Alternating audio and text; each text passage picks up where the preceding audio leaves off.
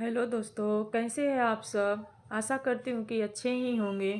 ये देखिए दोस्तों, वीडियो में प्रेमानंद जी आप सबको क्या बताना चाह रहे हैं। जी प्रसन्न होते हैं। एक बार चोखा मेला जी महाराष्ट्र के थे, तो ठाकुर जी की आराधना में तो बड़े उच्च कोटि के भावयुक्त महापुरुष थे। तो बाजार जा रहे थे घर की वस्तु लेने, तो देखा केले का ऋतु था, नए नए केले इतने बड़े बड़े पके। तो उन्होंने कहा कि सामान क्या लेना, ठाकुर जी के लिए केला ले लेते हैं। और केला लिए और मंदिर में दरवाजे पर जाकर के आवाज लगाई और भगवत पार्षदों को कहा विट्ठल भगवान को भोग लगा दीजिए। आज इन्होंने हमें प्रेरणा की कि केला, बोले तेरे केला कौन भोग लगाएगा। तो उन्होंने एक तरह से अपमानित करके उनको उनको बड़ा दुख हुआ। आपने हमें प्रेरणा क्यों की, और प्रेरणा क्यों, अगर प्रेरणा की तो आपने मुझे ये धक्का दे के बाहर क्यों, ये क्या लीला है आपकी।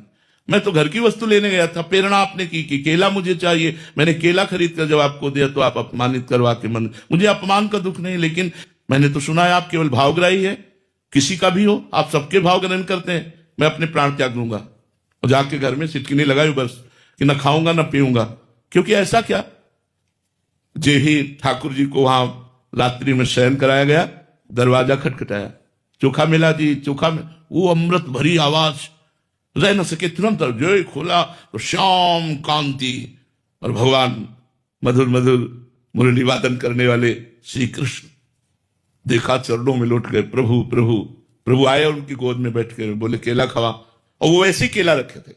बोले प्रभु मैं चतुरारे, बोले छोड़ो, मैंने कब कहा चतुर्वर्ण का, मैं तो भाव का भूखा हूं, मैं किसी वर्ण या किसी पद प्रतिष्ठा में नहीं बिकता, मैं भाव में बिकता हूं। गोद में बैठ करके चोखा मेला जी की भगवान ने केले, और बोले सुनो ये 2 केले दे दो, रुक्मिणी जी को भी पवाएंगे। वहां विट्ठल भगवान और रुक्मिणी जी महाराष्ट्र में विराजमान है।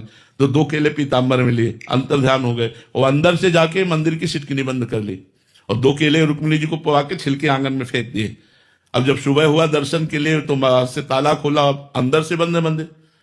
अब सब परेशान हो गए, कैसे खुला, अंदर कैसे बंद हो गया। तो स्तुति की, बड़ी प्रार्थना की, भगवान से विनय की, तो आवाज आई जाओ चोखा मेला जी को पालकी में बैठाल करके जब लाओगे और वो हमसे प्रार्थना करेंगे तो मंदिर का दरवाजा खुलेगा, नहीं तो नहीं खुलेगा।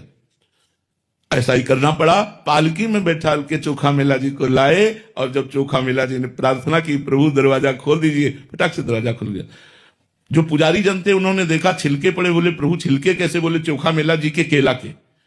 तुम क्या समझते हो मैं किसी जाति से बिकने वाला हूं, नहीं, विद्या रूप महत्व कुल धन यौवन अभिमान, ये सब सचकंटक रहे न भक्ति निदान। जहां 6 प्रकार का अभिमान होता है वहां मेरी भक्ति नहीं रहती तो मैं कैसे रह सकता हूं।